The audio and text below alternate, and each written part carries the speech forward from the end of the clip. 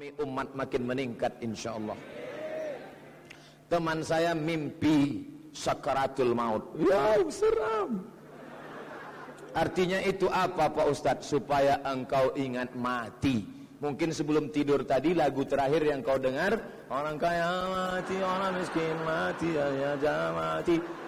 Bersyukurlah kalian yang sebelum tidur mendengar lagu religi. Lagu apa yang dia dengar? Mati. Bersyukurlah kalian yang mendengar lagu mati, daripada sebelum tidur dengar lagu India, ketemu Hema Malini sama Mithun Chakraborty.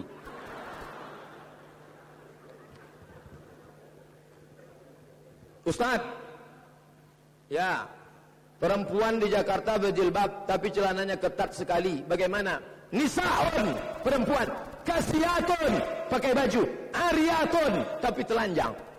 Perempuan pakai baju tapi telanjang. Ini belum pernah kalian lihat wahai sahabatku, tapi nanti di akhir zaman kalian akan melihatnya. Di mana ya Rasulullah? Di Jakarta. Sedangkan saya laki-laki malu mau ceramah pakai celana, nggak hormat di depan kiai ulama pakai celana, maka saya pakai kain sarung. Tiba-tiba ada anak gadis pakai celana sempit sampai paha menjerit.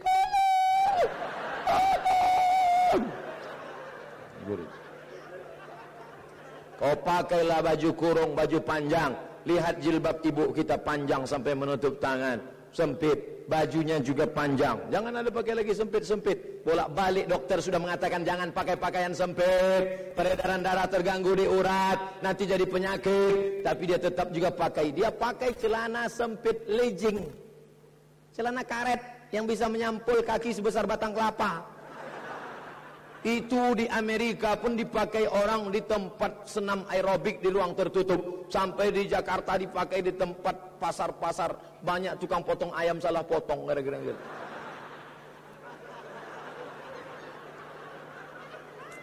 Ustaz, saya sudah 46 tahun tapi belum merit. Saya bertekad tahun ini, apa masih bisa? Belum ditutup pendaftaran.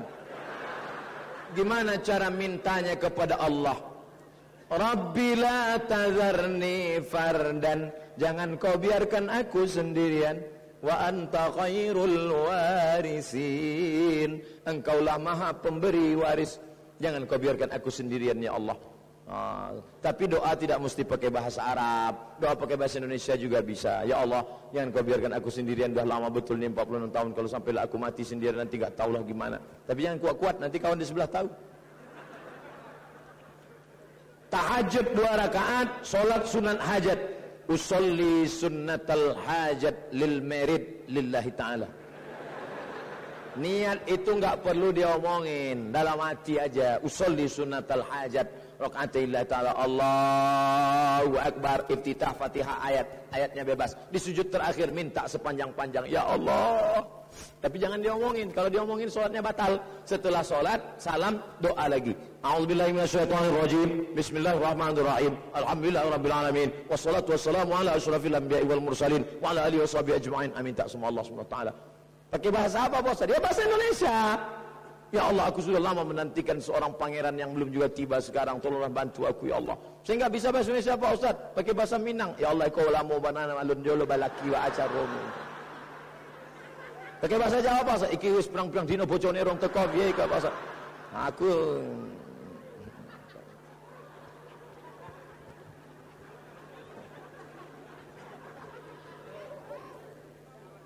pesawat Adam Air hilang beberapa tahun yang lalu, sekaligus penumpangnya, kata orang, ditelan bumi. Tak ada pertanyaan. Oh, ada di bawah. Pertanyaan saya, apakah manusia yang ada di dalam pesawat mati syahid atau mati konyol? Innamal a'malu binniyat. Kalau dia pergi mencari nafkah, maka pencari halal, maka berangkat dari rumah, bismillah tawakkaltu 'ala Allah, la haula wala quwata illa billah, maka insyaallah dia akan mati syahid. Tapi kalau niatnya tidak baik, itulah makanya bapak-bapak, ibu-ibu sebelum berangkat kerja mesti niatnya mencari nafkah yang halal. Apa hukumnya mencampur adukkan mazhab? Nggak boleh. Namanya tatabbu' rukhas, nyari gampang-gampangnya aja. Pas wudu dia pilih mazhab Hanafi. Nyentuh laki-laki perempuan nggak batal. Kamu nggak wudu lagi, nggak batal.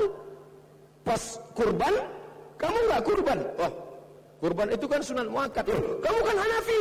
Mazhab Hanafi kan Quran wajib. Kurban itu kan wajib.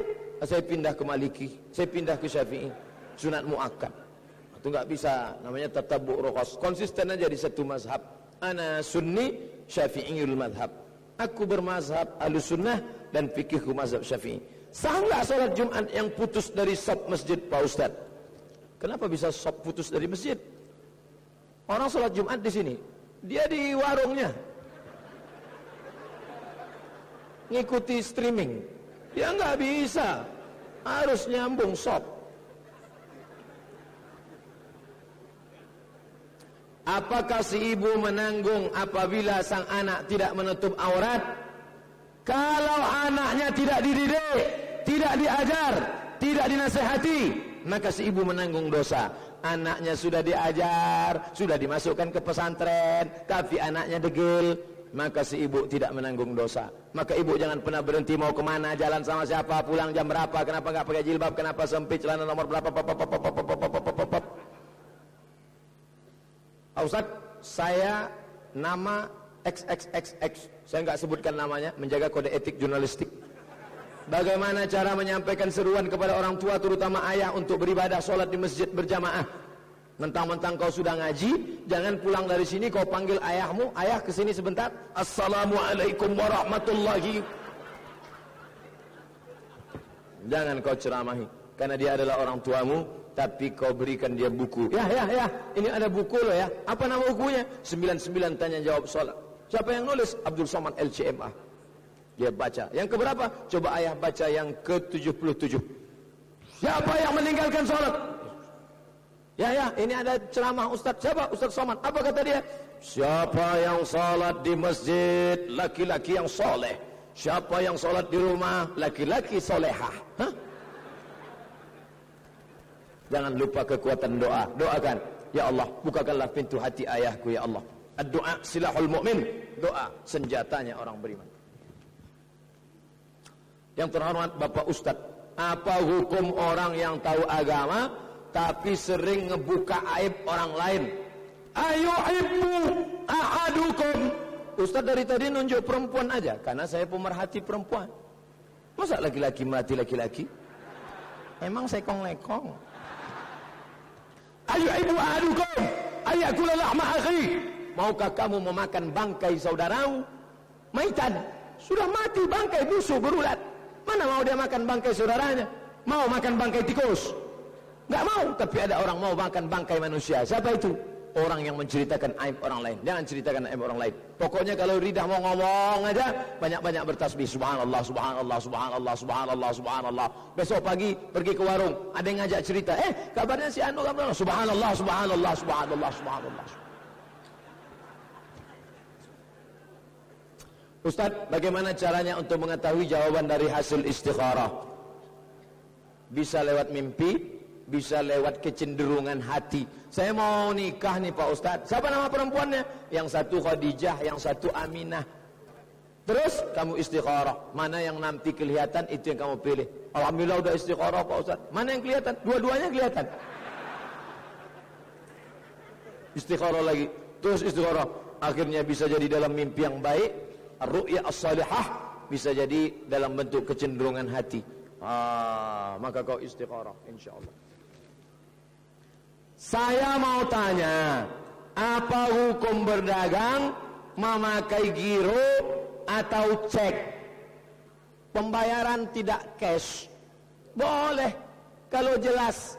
Hutang boleh, gadai boleh, pakai cek boleh, tapi jangan ada dusta bohong di dalamnya. Ini saya bayarkan pakai cek, nomornya, ininya, pengambilannya, banknya, ininya jelas, tidak ada bohong, tidak ada tipu, maka boleh. Tapi kalau ada risk, tipu, ada gharar, gambling, ada zulm, aniaya, maka tak boleh.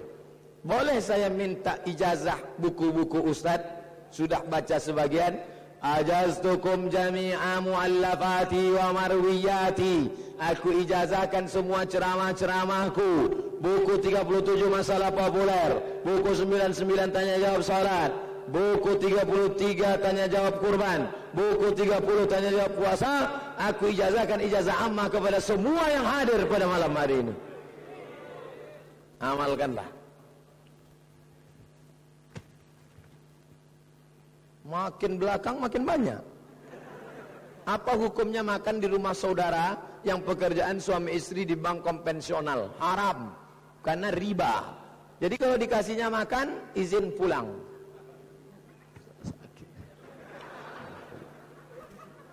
Riba. Emangnya Ustadz nggak pernah ceramah di bank konvensional? Pernah. Dikasihnya Ustadz roti kotak. Iya. Ustadz bawa pulang, saya bawa. Terus saya kasih ke fakir miskin. Dikasihnya duit, saya terima. Terus saya kumpul banyak-banyak. Setelah banyak saya bagi ke fakir miskin, anak-anak tak mampu, anak yatim, yang kita makan.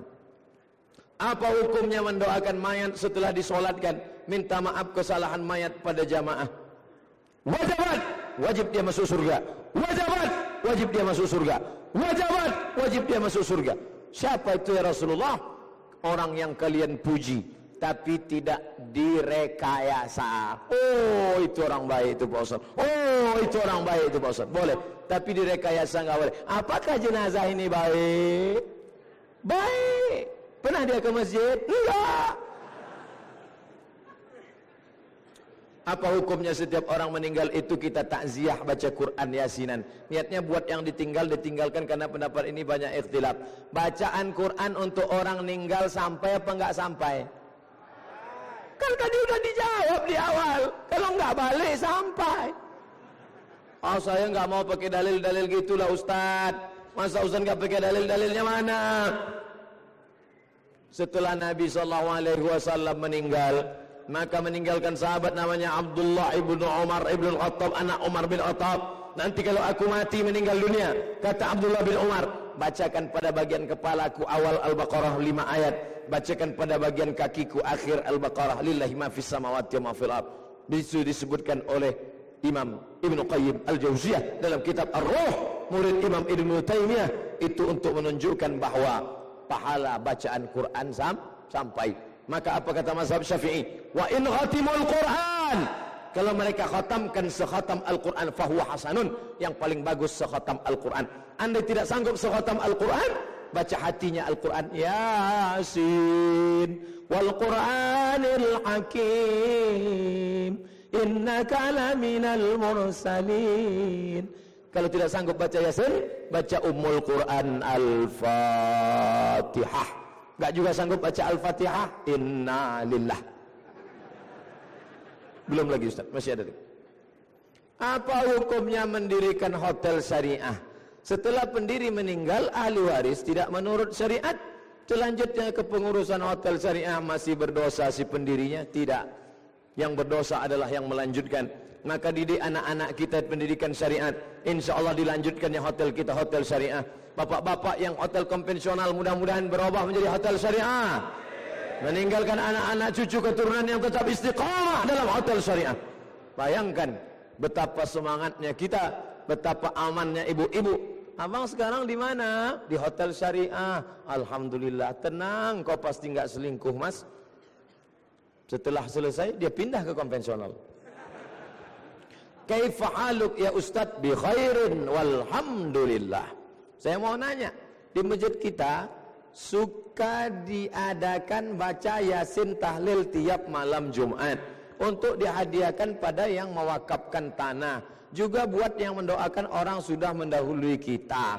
Akhir ini banyak yang nentang karena itu bid'ah, harus dihentikan. Kalau tidak ada dalilnya bid'ah. Kalau tidak ada dalilnya bid'ah. Selama ada dalilnya tak boleh kau katakan bid'ah. Mengirim pahala baca Quran untuk orang meninggal dunia ada dalilnya. Dalil pertama, kalau ada orang mati, cepat-cepat kuburkan. Bacakan pada kepalanya Fatihah, bacakan pada kakinya ujung Al-Baqarah. Hadis riwayat Tabrani. Dalil kedua, Abdullah ibnu Umar ibnu al-Attab, kalau aku mati nanti, bacakan pada bagian kepalaku awal Al-Baqarah 5 ayat, pada bagian kakiku akhir Al-Baqarah. Dalil mazhab Syafi'i, wa in khatimul Quran, kalau dikhatamkan Quran sebaik-baik bacaan. Dalil keempat, Sayyid Muhammad Alawi bin Abbas Al-Hasani Al-Maliki, ulama besar dari kota Makkah Al-Mukarramah, muridnya langsung bercerita kepada saya saat pembacaan kitab Sunan At-Tirmidzi. Apa kata Sayyidina Sayyid Muhammad Alawi? Kata beliau, kalau Fatihah itu tidak sampai untuk orang meninggal, tidak mungkin dibacakan Al-Fatihah dalam solat jenazah. Allahu Akbar Al-Fatihah, Allahu Akbar salawat, Allahu Akbar Allahumma ighfir lahu warhamhu. Itu menunjukkan bacaan Quran sampai. Pak Kiai, jangan panggil saya Kiai, Ustadz saja. Ada berapa macam ghibah itu? Ada ghibah yang boleh walaupun tidak disebut ghibah. Mana contohnya? Saya hakim, ada saksi, saya tanya, hai saksi, ya, apakah kau melihat kasus pelecehan seksual ini? Mohon maaf Pak Hakim, saya sebenarnya mau cerita, tapi saya takut ghibah. Bisa nggak? Maka saksi di pengadilan boleh cerita. 2, ada jamaah nanya, Ustaz Somad, apa hukumnya pelecehan seksual? Siapa yang melakukannya? Saya mau cerita, tapi saya takut ghibah. Maka menanya ke Ustaz boleh. 3, menunjukkan kebatilan orang yang batil. Jangan kau ikut dia karena dia batil. Maka saat itu boleh.